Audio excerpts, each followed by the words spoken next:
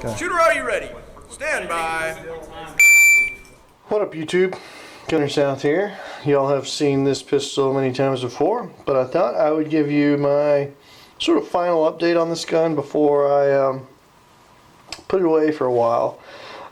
If you remember, one of the struggles we had with this gun was making weight. If we just were to put it on the scale right now, we were coming in kind of higher than I wanted to weight. So what I finally did is I went shopping, and people had talked about running these guns without any grips on. So I did some Googling and found through CDNN this little kit, which is basically a way to pair ordnance grip adapters. So what does that mean? It means that you take off your grip and you add these little inserts.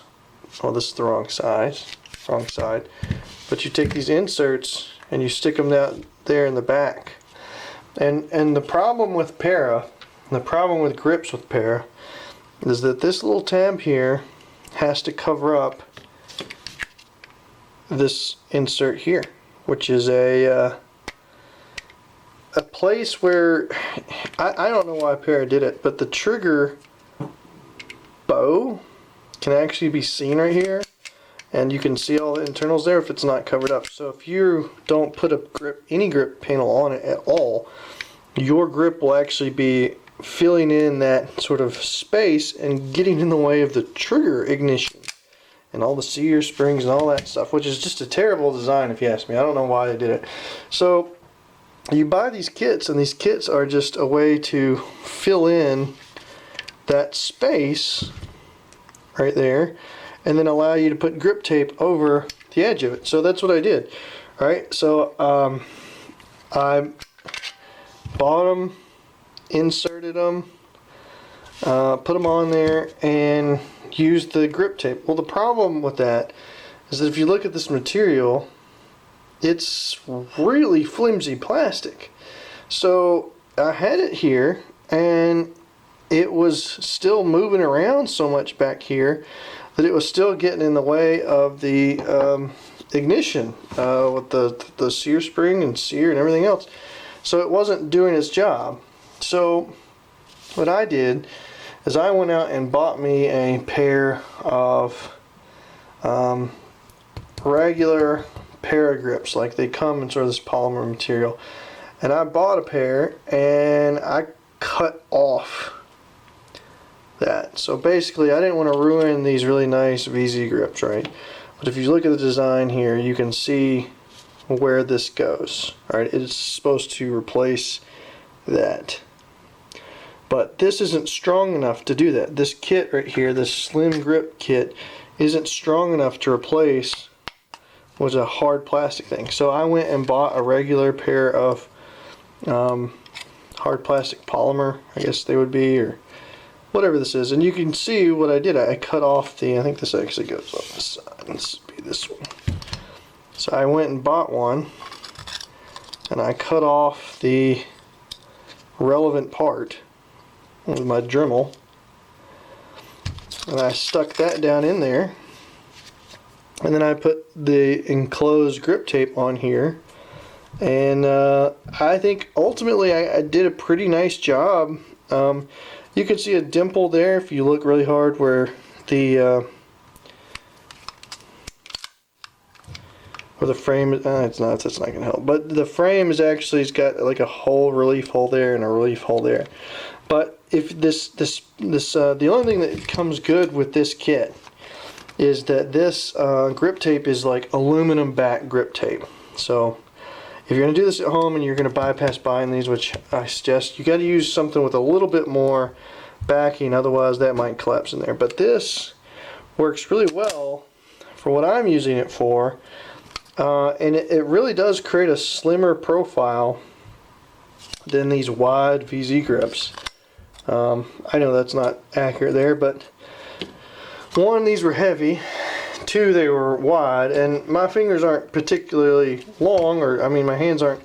I wear a medium glove, but my fingers could always use help reaching. So this is more like a 1911 than before, because as my other videos have showed, the actual size of a para is not that much wider than your widest point of a 1911. If you go at home and you take a look at your 1911, you'll find it's not a whole lot wider, but I think that was coming in like 1.3 with the VZ grips on it. So I've cut, you know, 1/10 of an inch, whatever, I don't know. It feels different. It feels, obviously feels flatter. If you have a para and you're thinking about doing this modification, basically take off the grips and see how that feels, because there's no added really thickness here. You can see I didn't do a perfect job of cutting off. You can see it this area with the light. There's still a bit of a hump right there. It's even worse on this side. And I'm okay with that. I can take the tape off and grind that down a little bit more to where it's really and truly shaped like that. I just left too much on the top part. But ultimately I had to use a bit more of a pliable material. Sorry about that. But if you buy the kit, this kit, I don't know if they've aged, weathered, or what, but this plastic is just not going to get the job done, especially not around this area. It just should not be bending that much. This is the, I guess, polymer. I don't know what it is. This is from the actual grips, and just cut off the relevant part that you need. The other thing you can do is you can buy Rock Island grips.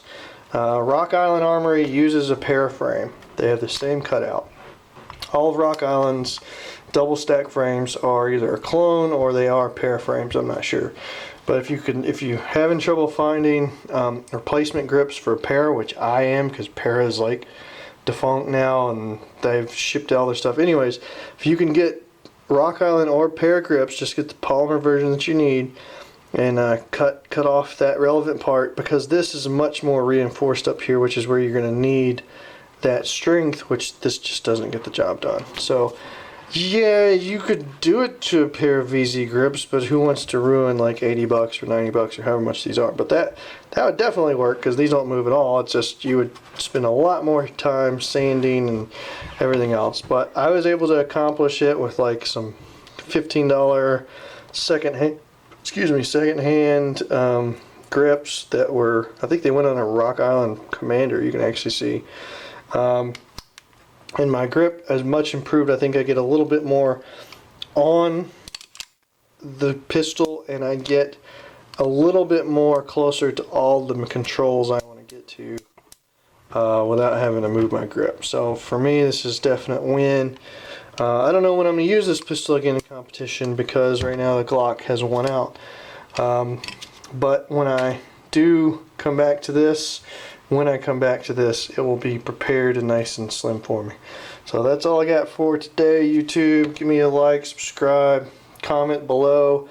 I answer questions on all my videos, for pretty much check at least once a week to see if there's any new comments. So let me know if you have any other questions about how I did this, or if you're interested in to see how it's working out.